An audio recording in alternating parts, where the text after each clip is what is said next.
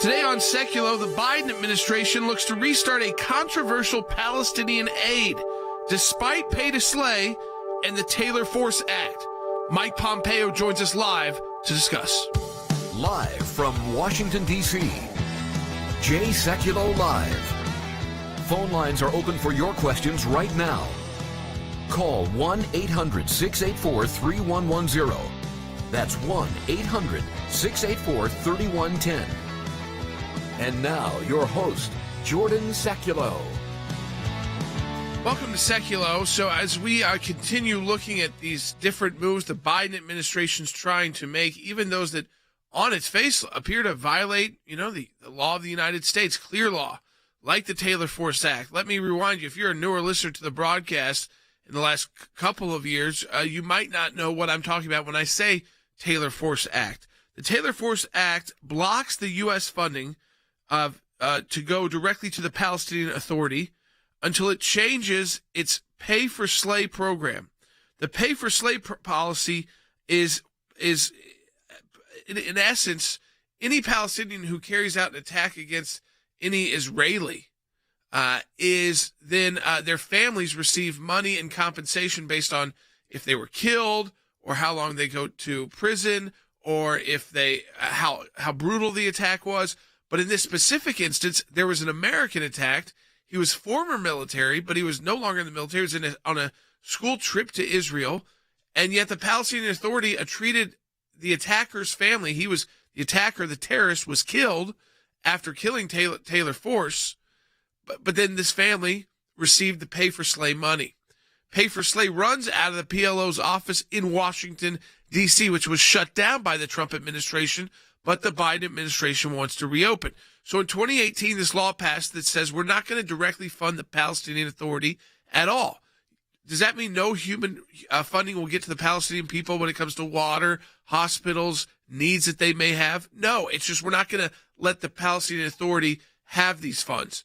This actual pay-for-slay policy is on the books. It is part of the law of the Palestinian Authority. It is actually inside their law. So it's something they could remove that would take away the barrier for them receiving direct funding. But the Biden administration, Harry, is looking at a way to work around this. We're going to talk to Mike Pompeo. He's got a brand new piece up at ACLJ.org, and his co-author is Stuart Force. This is up now at ACLJ.org, and Stuart Force is the father of Taylor Force, who was killed by a Palestinian terrorist that was then family received all this money, pay-for-slay money. But the Biden administration, Harry, is looking at a workaround. Absolutely. So one of the things that we should keep in mind is we should put all of this in context. And so Senator Mike Lee has famously said that House Bill H.R. 1 was written by the devil himself. One wonders what he would say about the Biden administration's decision to subsidize terrorism, in effect, as the administration plans to restart Palestinian aid as payments to Palestinian terrorists continue to flow. To be clear, the Biden administration, which has turned a blind eye to the possibility that terrorists will enter our southern border, and he's turned a blind eye to the fact that untested migrants may indeed spread COVID on American streets. Now the Biden administration plans to resume taxpayer aid to the Palestinians, even though the Palestinian government continues to use money to pay convicted terrorists. This approach contravenes legislative and U.S. policy, and I hopefully we can find a way to show that it is completely illegal. We're going to take your phone calls, 1-800-684-3110. That's 1-800-684-3110. The Biden administration, much like with Iran, but now with the Palestinian Authority, looking at ways to use your money, your taxpayer money, to go to an organization, a Palestinian Authority, which has a law codified to pay terrorists, and they could use those funds. So the U.S. said no, but the Biden administration wants to get that money flowing again. They're looking for all these workarounds. Folks, we have got to fight back. ACLJ.org, double the impact your donation. Matching challenge month of March. We'll be right back. Thanks to your support of the ACLJ, we have had many victories. The IRS now formally apologizing to Tea Party groups. The IRS did the right thing by resolving the case with an injunction that mandated a complete change of the IRS nonprofit tax-exempt work as it relates to issue advocacy organization. If any group feels like they're being targeted, they can go to federal court and bring our case. That's a victory. It's one of the most significant wins in the ACLJ's history, to take on the IRS and win. For more than 27 years, the ACLJ has been fighting for freedom and liberty in the United States and around the globe. These are young people in their 20s and 30s that are doing this, are fighting for life at a whole new level to beat back the abortion juggernaut. We've got a whole group of young lawyers that are defending them. Those of us that believe in life know that we're on the right side of history. We understand full well children are children, and they're precious in God's sight, and they're precious in our nation's sight, and they're precious to parents. But I actually think we're winning. This is one of the social issues we're winning. The release of Andrew Brunson. He is the American evangelical from North Carolina, held in Turkey for more than 2 years. They're rushing us to the airport, and there was an Air Force plane that came from Germany that had been on standby. We're flying, and they finally left Turkish airspace. It's like, okay, now we're really out of Turkey and free again. We're grateful to ACLJ who put it out to these people, they were getting all this out. All of the people who prayed for us through ACLJ and through your contacts, I'm thankful, I'm grateful, and actually I'm astounded. We need your help as we continue this work here in the United States and around the world. Join the matching challenge today, and your tax-deductible donation will be doubled.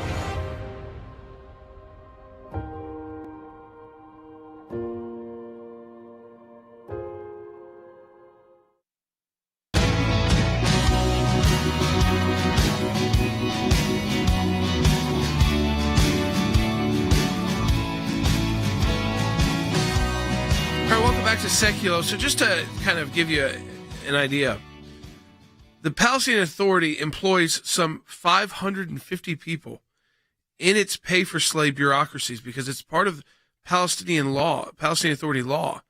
These bonus payments for Israeli Arabs and Arabs who have carry out attacks on Israelis. Yet Taylor Force was not Israeli; he's not Jewish. But they still praised his attacker and terrorist who killed him as a martyr. So they have 550 people working in this office. When you go to the percent of their budget, over 7% of the Palestinian Authority's budget, $350 million, goes to the pay-for-slave program.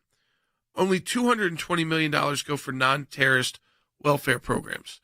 So they spend more money paying families of terrorists than they do on trying to create a better life for their own people. We're going to talk about all of this with former Secretary of State Mike Pompeo, ACLJ's senior counsel for global affairs, who wrote the new piece up at aclj.org about the Biden administration looking for a workaround. How ridiculous is the workaround? I mean, take a listen. Our phone calls, our number is 1-800-684-3110. If you want to talk to us on air, that's 1-800-684-3110. But this is what the Palestinian Authority is proposing.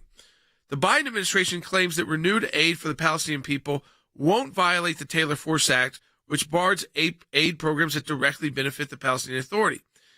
And the Palestinian Authority believes it can satisfy the administration by making terrorist compensation, quote, needs-based. So it'll be more like if someone passed away in your family and you needed some kind of welfare or you needed assistance. But again, they would be doing it because they promoted these acts of terror. The only reason the family would be eligible for this needs-based support is because they were supporting terrorism. This is, we've got a phone call coming in from Israel. Line 2, Lou. Lou, welcome to Sekulow. You're on the air. Yes, thank you for taking my call. I just wanted to clarify a couple of items about the Pay for Slave program. I have a construction company here. I employ about 40 Palestinian Arabs. Yep. And I can tell you firsthand from what they've told me that their government, Abbas and his henchmen, are the most corrupt people in the world, when aid is given to them, whether it's U.S. aid, European aid, and the Europeans are the worst, it goes either right into their pockets, which, Arafat was worth billions and Abbas is worth billions, and otherwise it goes to the pay for slave program. And it's determined, it's completely illegal because I have an employee who, unfortunately, his nephew was a terrorist, and he hurt a couple of Israelis, and he only got a 3-year sentence. He didn't kill them. Right. He only got about 2,000 shekels a month. On the other hand, he has a buddy, another terrorist, who actually killed. And this is the one, if you remember the situation in Itamar where he killed the Fogel family. Yes. That family is getting something like 12,000 shekels a month. Yeah. And so this is completely illegal. And could you explain a little bit more about the Taylor Force Act? Because I go ahead. Yeah. So what the U.S. did, Lou, was say because this is a codified program. It's not something that PA hides.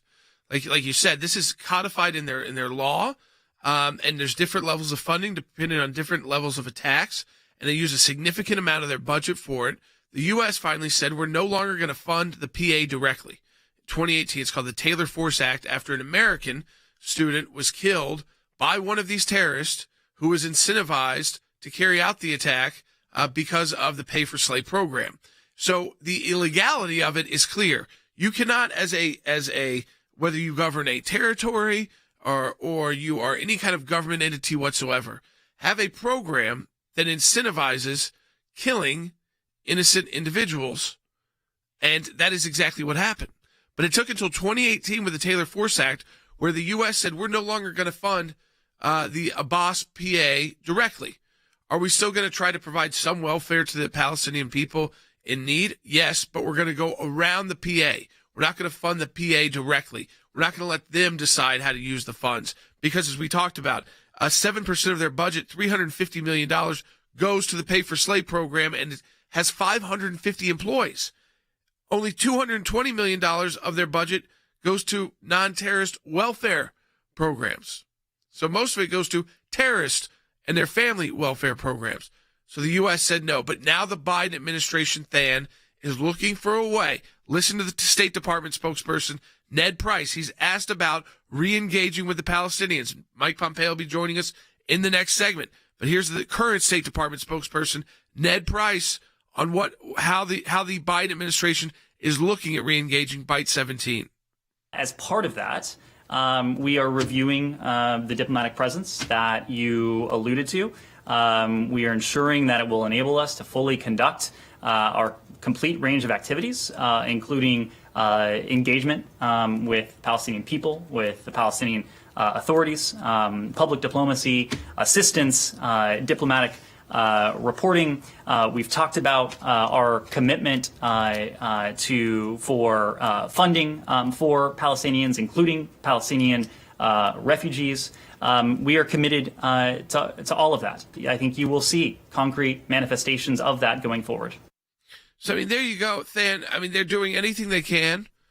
Commitment to funding the Palestinians. That's what they said right there. Now, they're going to have to do a workaround because there's an existing law that bars them from giving any aid directly to the Palestinian Authority. So the Palestinian Authority is looking at changing their law to say, well, it's now going to be needs-based for families, so it'll be part of their regular welfare program. But they'll still have pay for slay, I guess, on the books.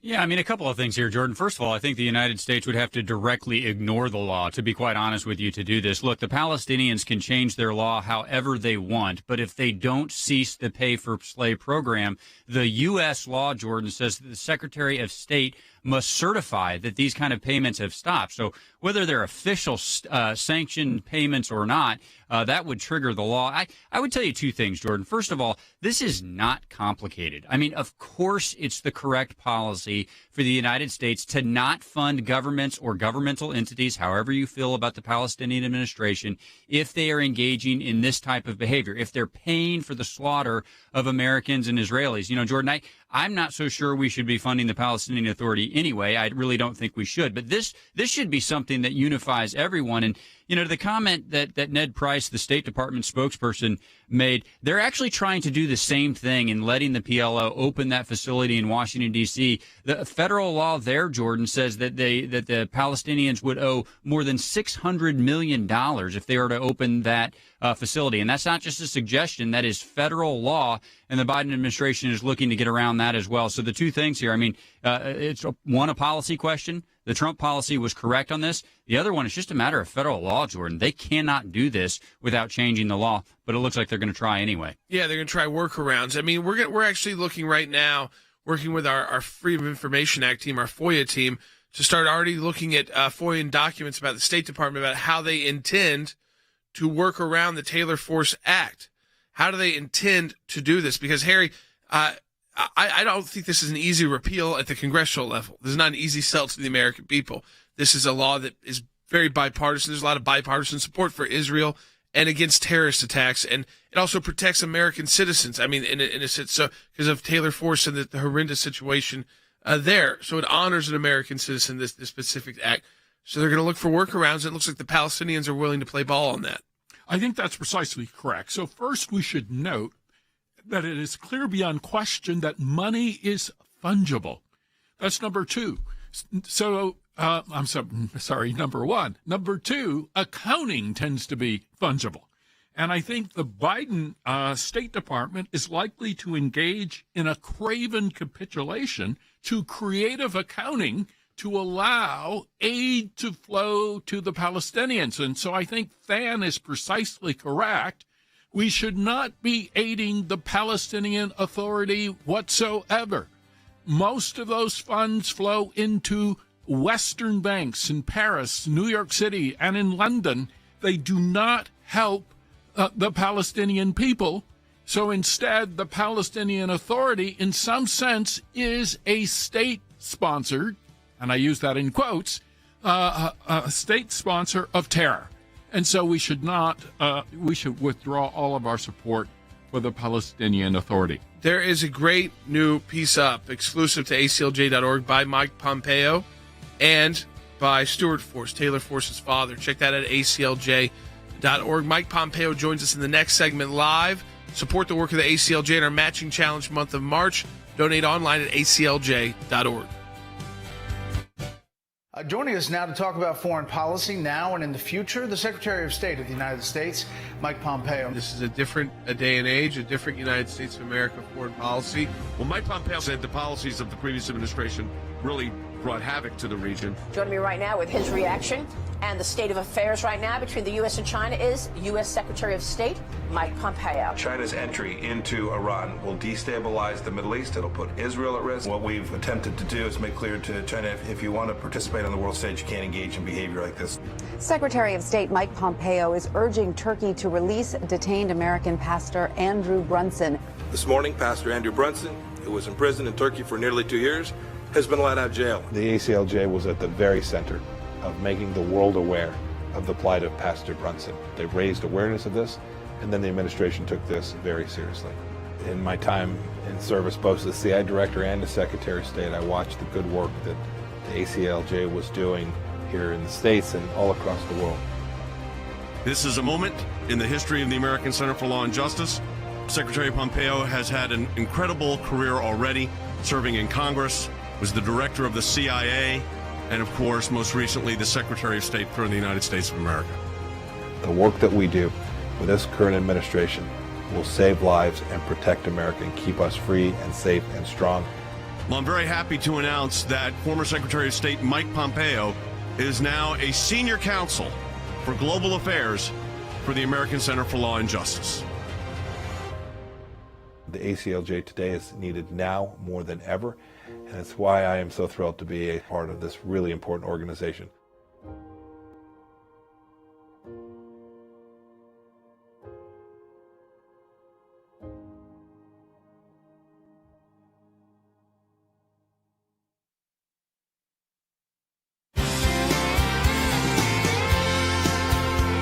Folks, if you're watching, share this with your friends and family now. Our senior counsel for global affairs, Mike Pompeo, joining us today by phone. And again, but he's got a new piece up, along with co-written with Stuart Force, the father of Taylor Force, up at ACLJ.org, called, and so you know where it is, and we've tweeted out and gotten on social media. So is Secretary Pompeo. Is the Biden administration planning on violating the Taylor Force Act? Now, we've been explaining that to you folks, but the first question I had for Secretary Pompeo goes back to what we were discussing earlier this week, which was this issue that under his leadership of the State Department, the United States declared that China was engaged in genocide with its actions against the Uyghur Muslim minority in Western China. And yesterday, Secretary Pompeo, we don't have a name to it yet, but the Biden administration went on the record from the White House team, acknowledging that genocide. So, I mean, maybe there is a step closer to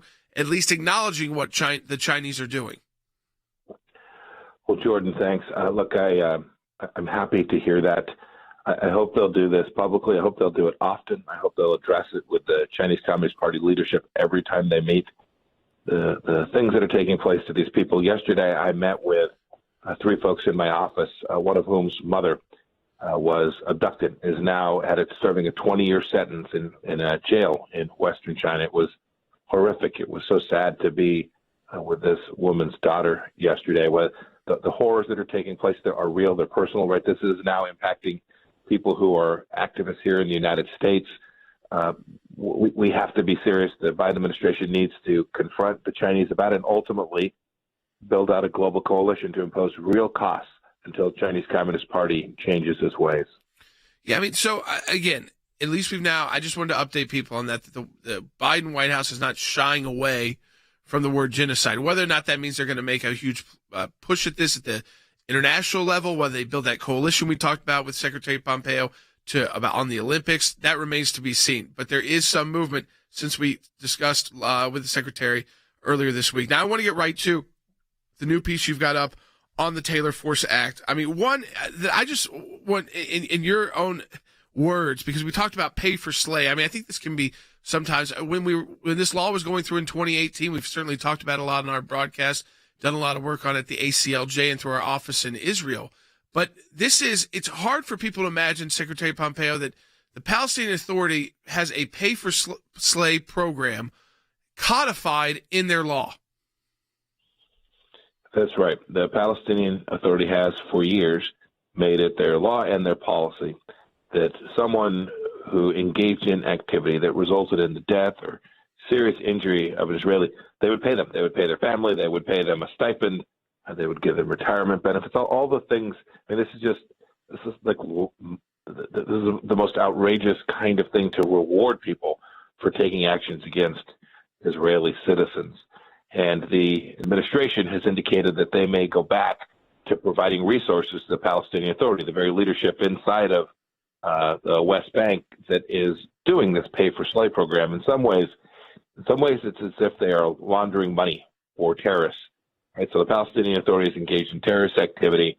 Hamas is closely associated with this as well. And now it appears that the United States government may well give the Palestinian Authority resources and money. The Trump administration stopped this. We stopped it cold. It was the right thing to do. And the Taylor Force Act requires this by law, and I hope the Biden administration won't go back to that failed set of policies. I mean, this is, and Taylor Force, you wrote the piece up at ACLJ.org with Stuart Force. His son, who was served in the military, but was no longer in the military, was just a tourist in Israel. He wasn't Israeli. He wasn't Jewish. He was killed by a Palestinian terrorist. His name was Taylor Force. You wrote the piece with Stuart Force's father, and that terrorist was still praised as a martyr because he was killed, and that family receives thousands of dollars. And up until the Taylor Force Act, when the U.S. was just sending money to the Palestinian Authority, they were diverting. I mean, you talk about it in your piece. more money to their pay for slay program than to their welfare programs for Palestinian people.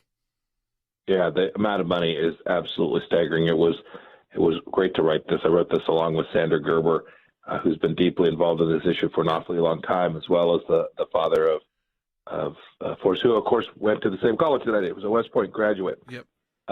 This is a perfect example of an administration not understanding that if you preemptively reward the Palestinian Authority by granting them U.S. taxpayer funds while they are still underwriting these terrorists who prey on Israelis, prey on American citizens who are in Israel, that you're doing an enormous disservice. And I hope the administration won't go back to that, but they are talking about it. There are those on the far left, Ilhan Omar and others, who think that this makes sense. It's not good for America. It's not good for people who are in Israel. It's certainly not good for the Israelis. It's also the wrong thing to do for the Palestinian people. They should not be encouraged or rewarded for engaging in this terrorist behavior. So, I mean, this is I see two actions, Secretary Pompeo, the Biden administration is looking at. One is how to reopen the PLO office in D.C. without them having to pay upwards of $600 million in fines. And then second, how to get money to the Palestinian Authority directly without violating the Taylor Force Act directly. And I don't see ways around either of those. But we now know from the Biden team, we're looking at FOIA work actually right now, that they are actively working with the Palestinians on on workarounds. Not to say get rid of pay for slay, but how we can work around so we can get you more money, which to me is really troubling. It's very troubling. There's no way to circumvent these laws. The laws are very clear. By the way, they were passed in a bipartisan way. Yep. This is the thing that really surprises me about what the administration is doing. It suggests that they are truly appealing to the leftward-most part of the party, because when Taylor Force was passed, it was deeply bipartisan. Everybody understood it was the right thing. Look, our administration was very clear to the Palestinian leadership. We want the people of Palestine to have a better life, the people who are living in the West Bank to have a better life, but we're not going to allow American taxpayer money to go to those who continue to underwrite terror. It was our policy with Iran. It was our policy across the world. And sadly, this administration appears to be trying to find some loophole, which I do not believe exists, but to find some loophole to circumvent this unambiguous law, which is the right policy as well. You know, what is, to me, I think when we look at this, and again, I'm so glad that we've got this piece up, too, that walks people through this. It's written by Secretary Pompeo. It's exclusive to the ACLJ.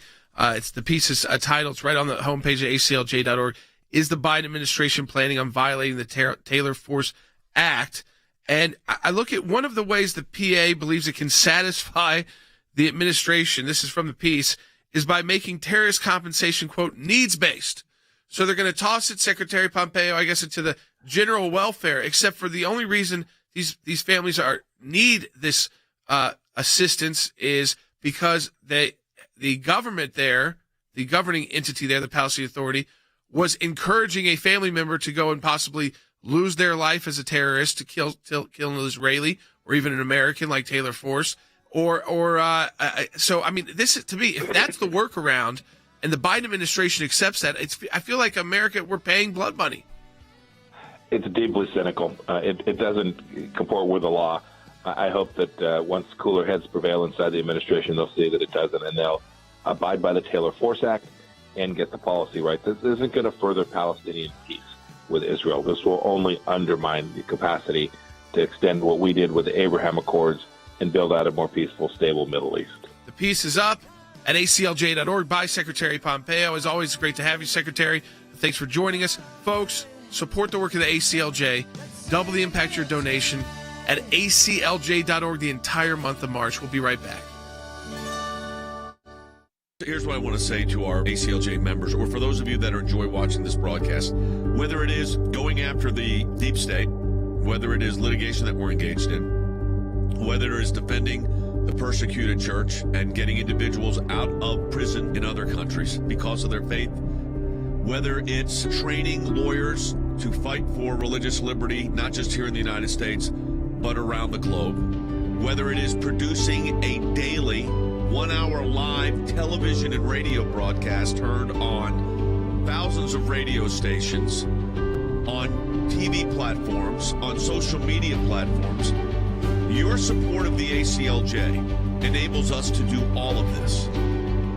We want to encourage you to support the work of the ACLJ. We're in a matching challenge campaign. Any amount you donate, we get a matching gift for. Go to aclj.org today. That's aclj.org. Live from Washington, D.C., Jay Sekulow Live. And now, your host, Jordan Sekulow. Welcome back to Sekulow. What interesting that was to get Secretary Pompeo, our senior counsel for global affairs, on with us to talk about the Taylor Force Act and the fact that the Biden administration is looking for a workaround on this. Now, we've also got a new update coming later in the broadcast on a big religious liberty win out of a Georgia university. We'll get to that later on in the broadcast, but I do want to take some phone calls now. Becky in Texas on line one. Hey, Becky, welcome to Sekulow. Hey, Jordan. So I'm calling, wondering what does the Biden administration have to gain from strengthening their relationship with the Palestinian Authority?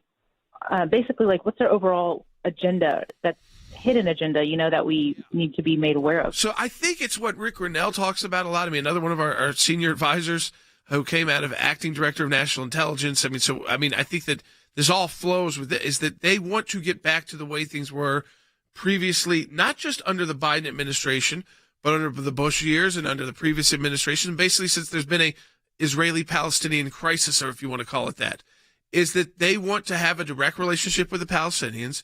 They need a workaround from these laws. They want the Palestinians to be able to reopen up their offices. They want to re-legitimize the Palestinians and make that, which I think is very dangerous.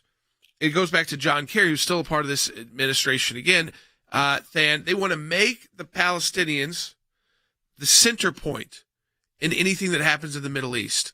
And of course, they've got the Iran issues where they want to appease Iran, but they want to go back to, instead of the Abraham Accords, which said we can handle two things at once. You can still make peace with Israel, do business with Israel, and still hope to one day get to a Palestinian agreement. And maybe that will help actually put pressure on the Palestinians to knock off the terrorism so they can get peace for their people.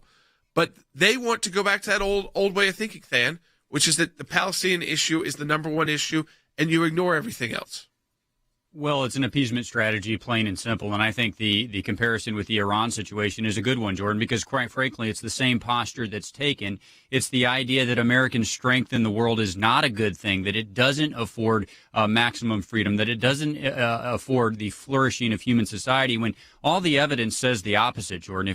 If we're going to try to appease and if we're going to try to cater to evil, essentially, in many of these locations, it is not going to be the people that are going to flourish. It's going to be the governments that are providing oppression. But look, that's just a fundamentally different view of how to engage foreign policy. Now, I think it has been conclusively found to be lacking, but it shouldn't be any surprise that the same cast of characters that implemented it last time around will try to implement it again. And Jordan, I would just maybe give you one follow-up from the conversation you had with Secretary Pompeo. He briefly mentioned congressional support from the likes of Ilhan Omar, but I really think that this is a second layer of pressure that we need to put on, because, yes, it's entirely the Biden administration's fault here. There is a law that they must follow that they are now refusing to follow. But, Jordan, I really think that bipartisan support in the Congress ought to come back and say, no, you won't. We still have the power of the purse. We said once that you couldn't do this in both of these accounts. We're going to say it again. And by the way, if you try to go around us, we're just going to pull that account down altogether. We're not going to give you the money in the first place to choose to dispense. So this is the Biden administration's fault, Jordan, but that bipartisan coalition in Congress, they need to hear from us as well. I think, again, as folks, as we go into the next segment too as well, this is something we've got to fight back on, and we're going to do so at the ACLJ. We are, again, it's bad policy. There's laws in place to protect from that bad policy, but we're going to put FOIAs in to see how they're trying to work around the laws. This is an administration that they're just dying to get money into the hands of the Palestinian Authority that's got to pay for slay. Think about that program codified in their law. Just like how they're rushing back to try to figure out how to get the Iranians back to sipping tea with them in Geneva. It's the same idea. It's the same failed policies. And we know that because the Abraham Accords show that these policies of the past failed, but this is what they're committed to. We're committed to putting roadblocks in the way, and as Secretary Pompeo said, hopefully awaken him to the idea that there's no work around this. You would be violating the law. You can't work around this bipartisan piece of legislation. We'll be right back on Sekulow.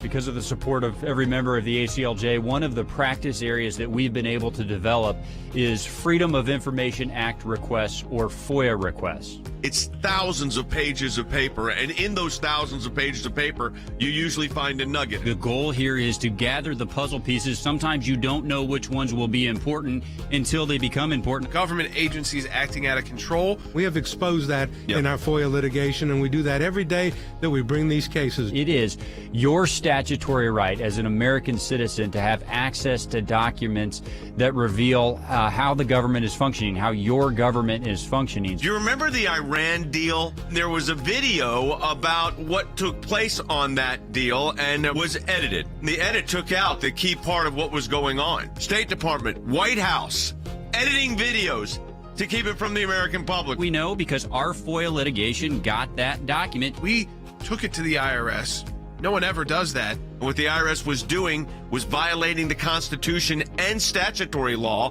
Because of the litigation we engaged in, they can't do what they were doing before. They've been hiding behind in the shadows. These FOIAs bring them to light. All of this information came because we went to court to get the information. Many times when we make these requests, the requests actually end up in court as the bureaucracy fights back to withhold the information. But that's okay because the law is on our side. We are entitled to the information that is in these requests that we have made. We've got the declassified list of Obama administration officials who started asking to unmask. We have caught them now. They have no one in there to protect them anymore. They were used to the bureaucracy protecting them. Those of you that support the ACLJ, this is what it's all about at the end of the day. Support the work of the ACLJ with our matching challenge. Go to aclj.org. It's all because of you. And you can double the impact your donation today at aclj.org. Go online and donate now.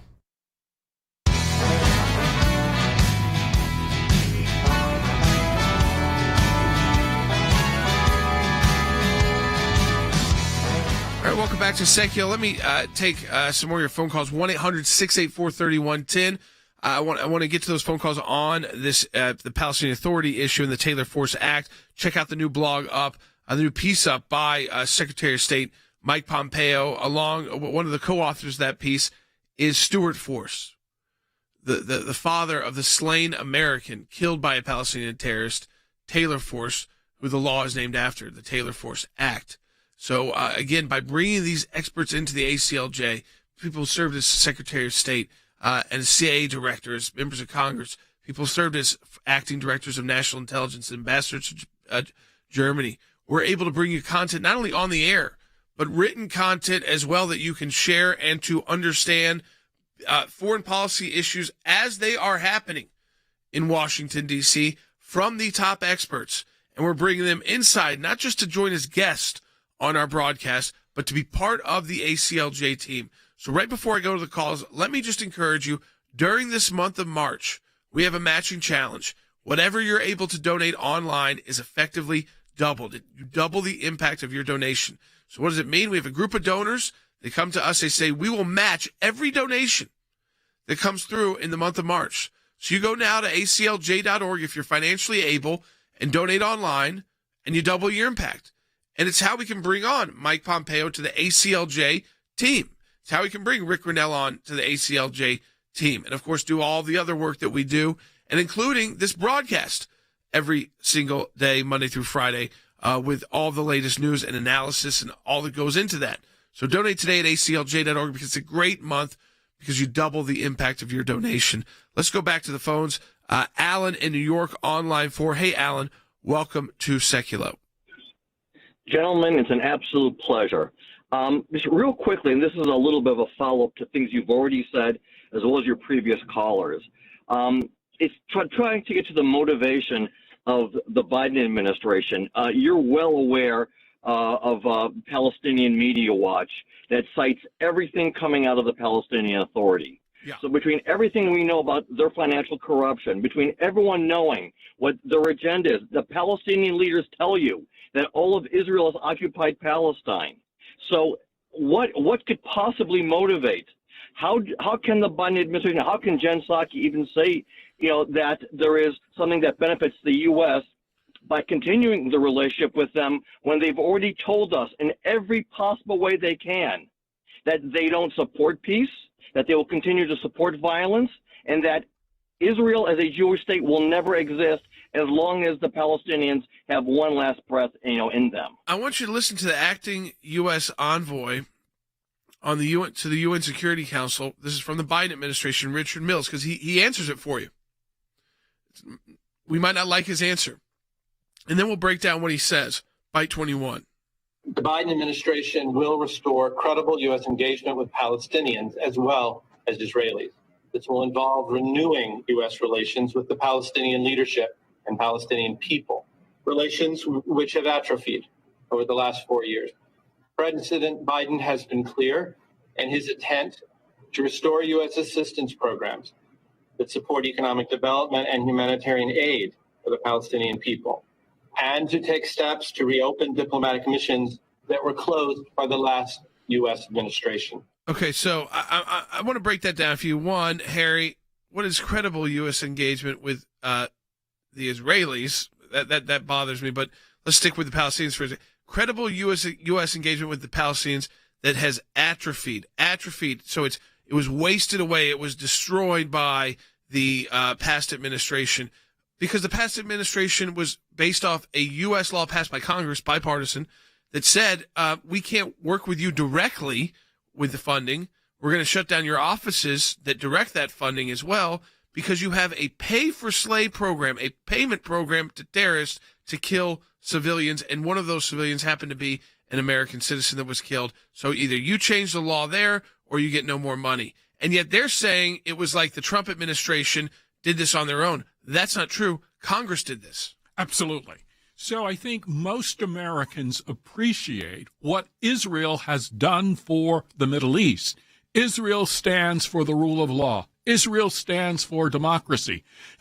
Israel stands for a constitutional republic. But it's important to note that hatred of Israel is a motivating emotion for global elites. It has become, if you will, the furniture of educated minds in the United States and Europe. So restoring relationships with the corrupt government of Palestine is one way that these elites can send a message to the Trump administration and to the American people who support Israel. So now we have, if you will, a convention of globalists who are supporting the restoration of relationships with Iran and China and other human rights violators. And they now want to restore, for instance, the Iranian nuclear accord, even though there is no evidence whatsoever that that benefits either the American people or advances peace in the Middle East. So I think at the end of the day, the elites that occupy positions of power within the Biden administration are committed to one thing: weakening our ties with Israel. I think that is, at the end of the day, plain and simple, their objective. And one way of weakening ties with Israel is by restoring relationships with terrorists or with a governmental type organization such as the Palestinian Authority that support terrorism. All right, folks, let me take the final call on this. And then I want to start. Let me get Than's reaction. Because Than, Congress has an oversight role here because they wrote the law. It was signed into law. This is not something the Biden administration can't just overlook this. They can't. I think their argument that we'll just put this into a general needs-based program, but if they don't take pay for slay off the books, they shouldn't be able to open up their consulates or the PLO's offices in D.C. and in the U.S. without paying the fine, over $600 million, which they don't have the money to do, and they shouldn't be able to get direct funding. And by the way, Than, I think for people wondering about humanitarian assistance, let's be clear. The Taylor Force Act says we will get humanitarian assistance to the Palestinian people. We're just not going to trust it, the money going through the Palestinian Authority. Yeah. We won't let the people that are paying terrorists to kill Americans and Israelis to administer that humanitarian those dollars, Jordan, because we don't believe that they will actually be spent on humanitarian dollars. Look, the Palestinians are doing this out in the open, Jordan, and I think we need to say this very clearly on both of these issues that we've talked about today.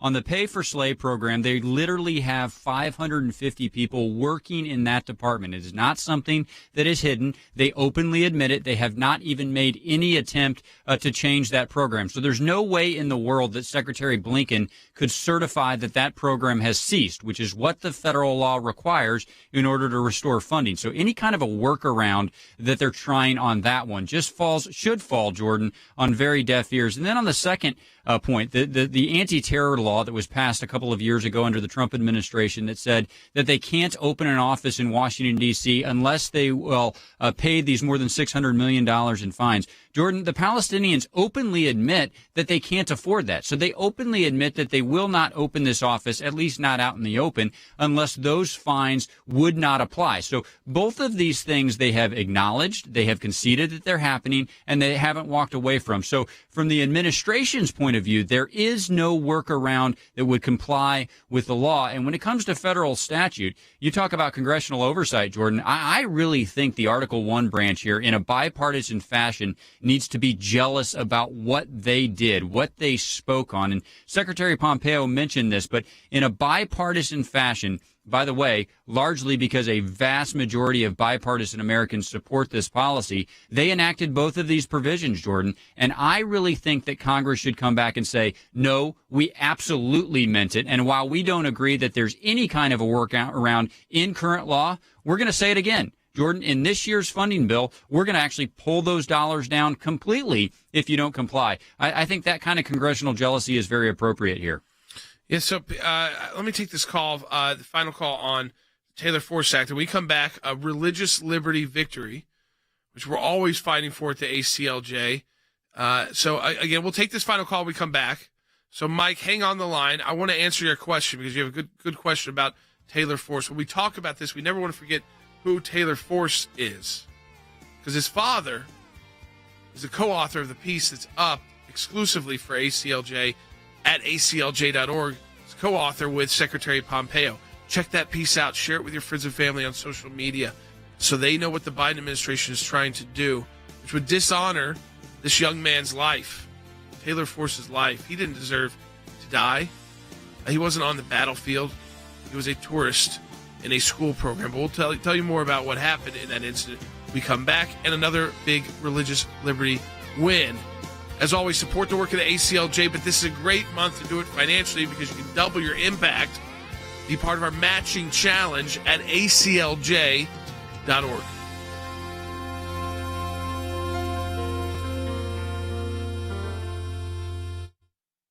Instead of committing to the progressive liberal push to pack the Supreme Court, Joe Biden, as a candidate, now president, has said he's going to develop a committee to look at what changes should be made to the court, numbers, term limits, all of it.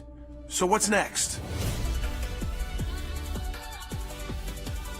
So you may remember during the campaign, especially on the Democrat side of the campaign, liberal and progressive groups were really pushing candidates to pledge to support increasing the number of Supreme Court justices, what we would call court packing. We call it that because it was a direct response to the nomination and confirmation of now Justice Amy Coney Barrett. Joe Biden, as a candidate, never committed to supporting court packing and ultimately came around to an idea that he will develop a commission that will study reforms that may be necessary to the federal judiciary. Bob Bauer is a leading Democrat attorney. So he was actually the lead attorney for the Biden campaign. So this is a highly partisan person, and he's going to co-chair it. What we don't know is how many choices like Kevin McCarthy, Mitch McConnell, or Republicans will get to actually put on the committee. But what we're looking at so far is plans that have been put forward where they would be way outnumbered by liberals and progressives. The Constitution doesn't set the number of Supreme Court justices, because the court is not supposed to be a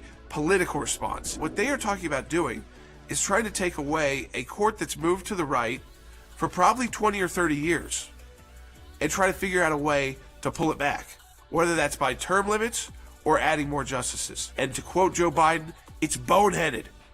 It's boneheaded, Joe. It's boneheaded, Kamala. Don't make these moves. Sign our petition. Stop this move by the Biden administration at aclj.org.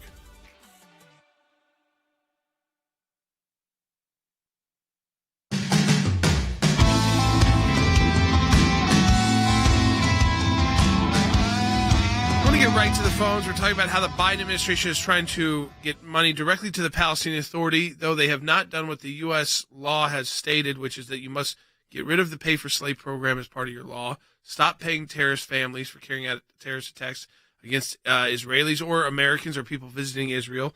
And if you don't do that, we're not going to get you any funding directly. We're going to go around you to fund people with humanitarian programs. We're not going to let you carry out those funds. But the Biden administration, of course, they want to cozy up to Abbas, just like they want to cozy up to the Iranians. And they want to have their lunches and their meetings at the United Nations in Geneva. And COVID, with everybody getting vaccinated, they can see that long term they can, share espresso and a meal in Geneva and discuss these issues with terrorists, by the way. But that's what they want to get back to. They really want to get back to that idea. But Mike's got a great question on line one, calling from Missouri. Hey, Mike. Welcome to Sekulow. Hey, guys. Nice to talk with you again. This Taylor Force, if he was in the Army and then got out, he's traveling over there, and they take him out like that. How do they get that kind of intel, and where do they get it, and why was he singled out? Well, he wasn't singled out. So let me take you back to what happened. It was in 2016. There was a terrorist attack by a Palestinian. It was a knife attack. In Tel Aviv, where you see a lot of people that if you were traveling to Israel as a student, a tourist, you'd likely go through Tel Aviv, which is a very different place than, let's say, Jerusalem, very different kind of city. The attack actually, Mike, injured 11 people. The terrorist was killed as well. So it's not clear that this attacker knew that he was doing anything more than killing, going after and stabbing, and ultimately leading to 11 people being injured and Taylor Force being killed, a group of Americans. That's kind of what I think the target was. And then that attacker knew his family would benefit regarding how brutal the attack was, if he killed someone, and if he was ultimately killed, his family back in the Palestinian territories would make more money because of that. It's incentivized terrorism, and so again, it's also, I think, using some of the people in the most vulnerable situations, economic situations, say, well, if you get a family member to go out and kill some people, you're going to put your family in a better financial spot. So you may die, but at least you'll die knowing that they'll be in a better financial position. It's just a horrendous reasoning and logic, right? It's totally outside of how we would ever think that this is okay. So this wasn't a terrorist who just killed Taylor Force directly. It was actually a school trip from Vanderbilt's business school. So it was a group of Vanderbilt University students. They were over there. So 11 injured, 1 killed, Taylor Force, and the terrorist killed as well. And that's what's finally spurred Congress into action to say, you know what? We're going to stop the executive branch's ability to decide.